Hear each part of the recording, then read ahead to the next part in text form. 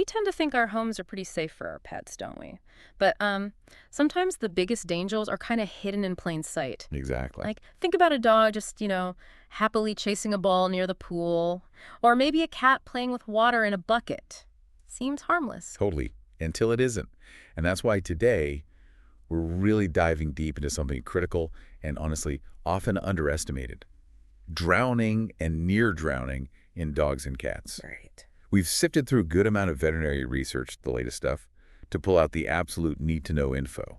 Think of it as your shortcut to understanding this really vital topic. Yeah, a shortcut to the crucial bits. Because our goal isn't just awareness, like, oh, this can happen. We want everyone listening to really grasp what happens physiologically when a pet goes under. Why it's so dangerous, what the consequences are. And maybe most importantly, what we can actually do.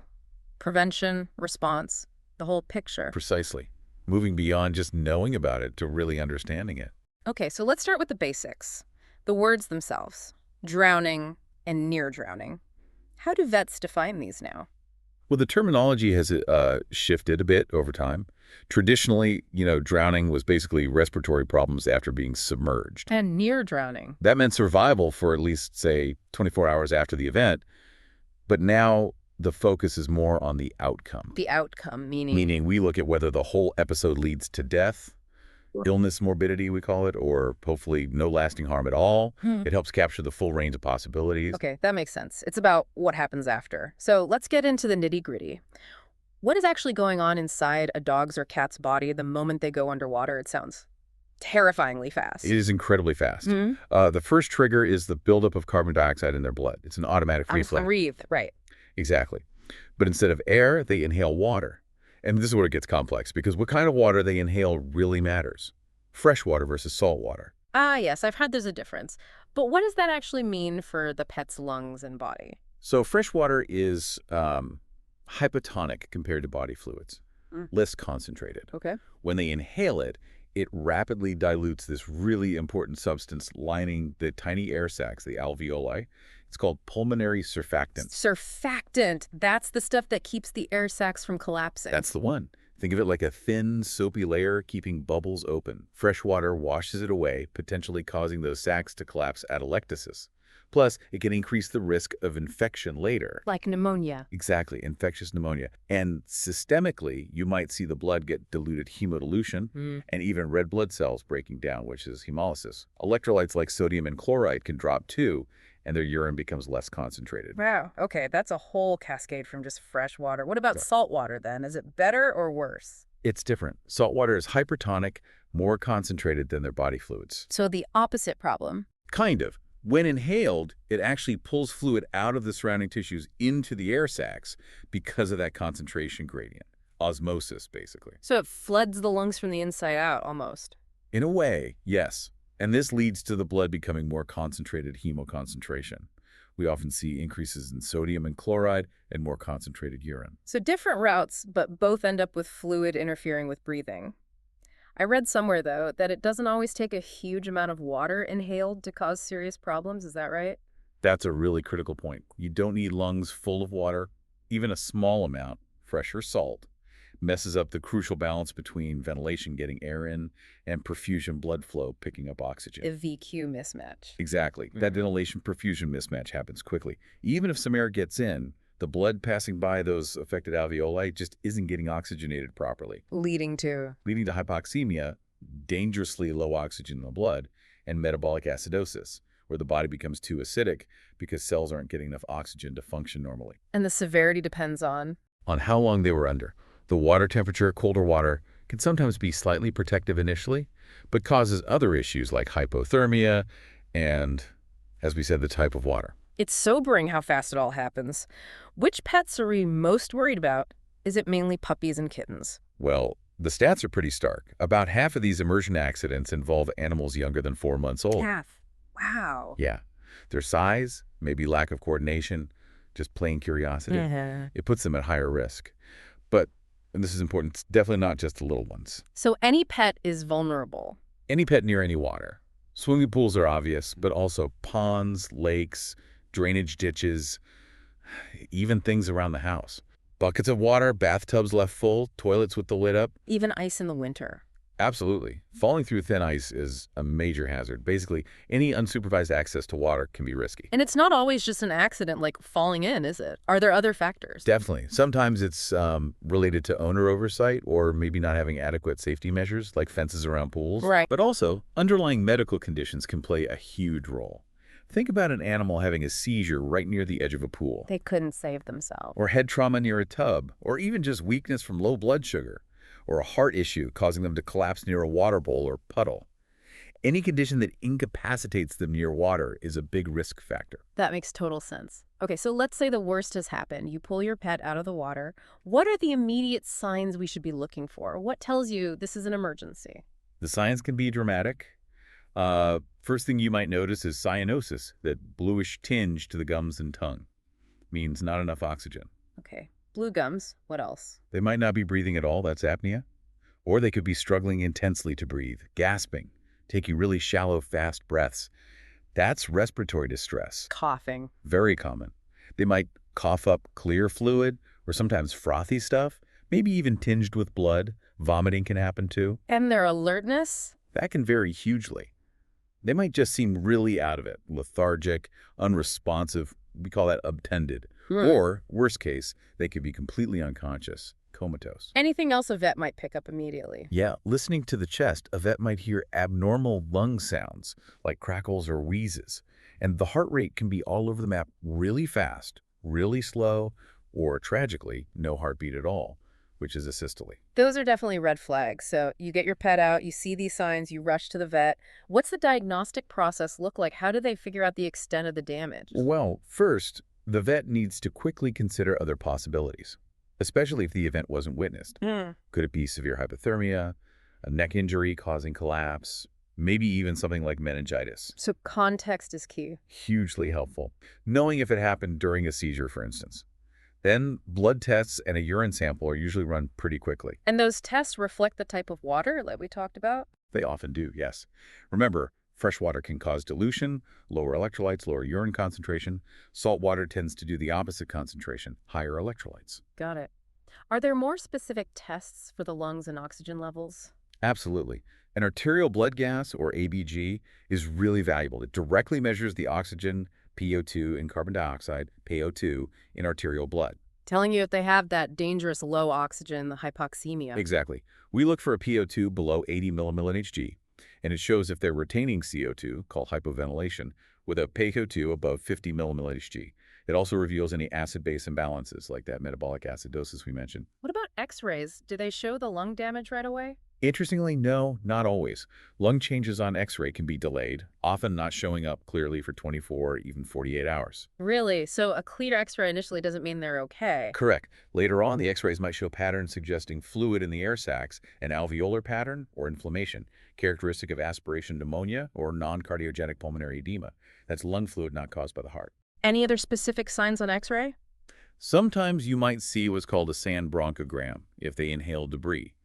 Or if they inhaled a foreign object, you might see lung collapse, atelectasis in that area. And in really severe cases, it can progress to ARDS, acute respiratory distress syndrome. ARDS, that sounds serious. It is. It shows up as widespread, diffuse, hazy patches across both lungs on the X-ray, indicating severe inflammation and fluid buildup. Okay. Any other diagnostic tools they might use? If the animal is stable enough, sometimes an airway wash, an endotracheal or transtracheal wash is done. They collect fluid from the airways to look for bacteria or inflammatory cells. For culturing, maybe? Yes, cytology and culture to guide antibiotic choices if needed. An ECG, electrocardiogram, is crucial to monitor the heart's rhythm and rate. If there are neurological signs like coma or seizures. Then you need to look at the brain. Right. Neck X-rays might be done, maybe even advanced imaging like CT or MRI scans of the brain, or a specialized hearing test called a BAER to assess brainstem function. Wow, quite a workup. Okay, let's rewind to the absolute critical first moments.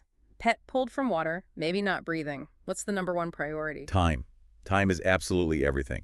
If it's safe for you, the rescuer, immediate mouth-to-muzzle resuscitation right there on the spot is the first step. Before even trying to get water out. Generally, yes. Airway clearance first if you suspect an obstruction, then breathing support. After that, getting them to an emergency vet clinic ASAP is paramount. Emergency inpatient care is almost always necessary. And at the clinic, what are the immediate life support measures? CPR if needed, definitely supplemental oxygen. Many of Uh-huh. these patients need intubation, placing a breathing tube. To help them breathe. Yes, and potentially connecting them to a mechanical ventilator, a machine that breathes for them. Sometimes using PEEP, positive end expiratory pressure, helps keep the damaged airways open. What about fluids and temperature? Intravenous fluids are usually critical to manage shock, correct electrolytes, and support blood pressure. And if they're hypothermic, cold, they need gradual rewarming over several hours. Too fast can be dangerous. You mentioned airway clearance. What about those old techniques like holding them upside down or doing abdominal thrusts? Are those recommended? That's a really important point. Generally, NO, gravitational drainage, like holding them upside down, and abdominal thrusts are not recommended unless you are positive there's a physical airway blockage, like a ball or toy. Why not? Because the risk is actually causing them to vomit and then inhale their stomach contents. That's aspiration, and it significantly worsens the lung injury and prognosis. So unless you're clearing a known obstruction, focus on breathing first. Okay, that's crucial to know. Don't do Heimlich-type maneuvers unless you know something's stuck. No. What about medications? Are there specific drugs vets use? If there's suspicion of brain swelling, cerebral edema, a drug called mannitol might be used to help draw fluid out. And for the lungs, especially that pneumonia risk. Absolutely. Yeah. Broad-spectrum antibiotics are usually started pretty quickly to cover potential aspiration pneumonia. Things like ampicillin given intravenously, maybe every 8 hours, and often combined with something like enrofloxacin IV once a day. Dosages vary for dogs and cats, of course. Any other meds for breathing? If there's evidence of bronchospasm tightening of the airways, medications called beta-2 agonists might be used to help open them up. And there's some experimental evidence, mainly in dogs with freshwater aspiration, that a drug called pentoxifylline might help reduce lung injury. Interesting. Are there any medications that should be specifically avoided?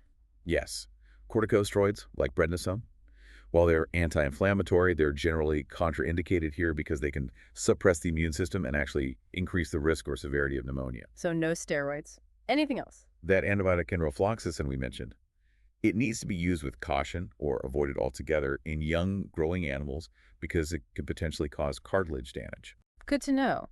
So once the pet is stabilized, what kind of ongoing monitoring is needed? It sounds like they're not out of the woods quickly. Definitely not. Yeah. Continuous, close monitoring is essential. Yeah. We're talking frequent checks of heart rate and rhythm, respiratory rate and effort, gum color, capillary refill time. How fast the pink color comes back when you press the gums. Exactly. Also, urine output, blood pressure, body temperature, and their neurological status, how alert and responsive they are. And repeat lab tests. Oh, yeah.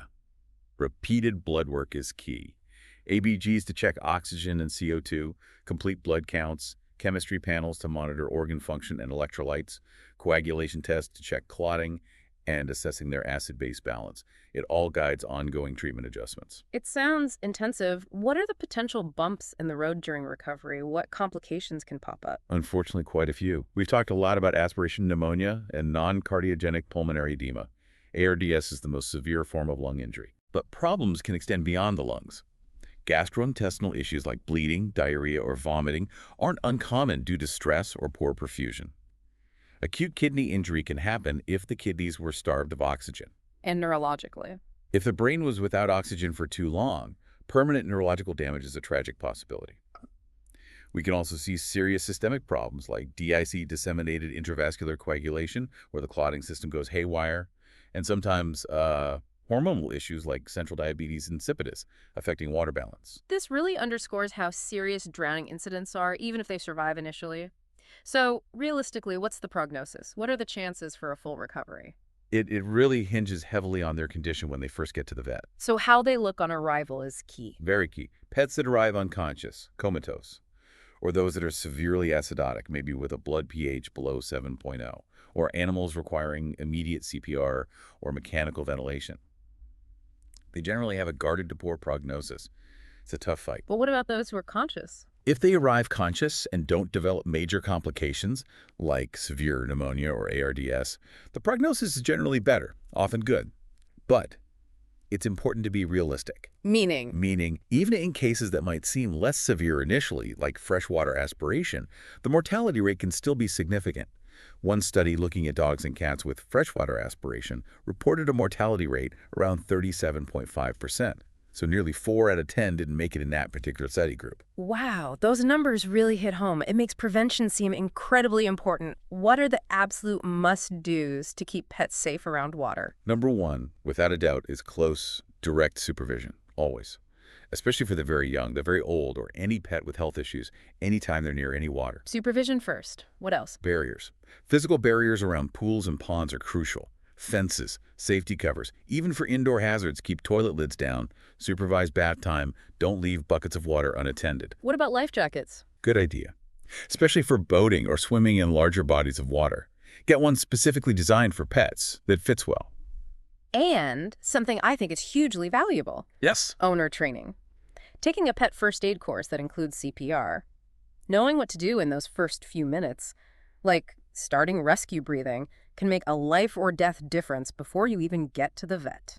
That seems like really empowering advice. This whole discussion has been, well, incredibly insightful, maybe a bit sobering too, looking at this risk. It is serious stuff. So just to recap the big takeaways, Mm-hmm. we've learned about that incredibly fast physiological cascade that happens during drowning, how different water types affect the body. The absolute critical need for immediate action resuscitation getting to the vet. And how vital prevention is. Yeah. Barriers, supervision, maybe even that CPR training. Yeah. Understanding all this, I think, really equips us to be better protectors for our animals. Absolutely. Knowledge is power here, Yeah. and it leads to a question for everyone listening. Considering how quickly things can go wrong around water, what are maybe 1 or 2 immediate steps you could take, like right now or this week, to just assess and improve water safety for your own animal companions? Where are your potential hazards?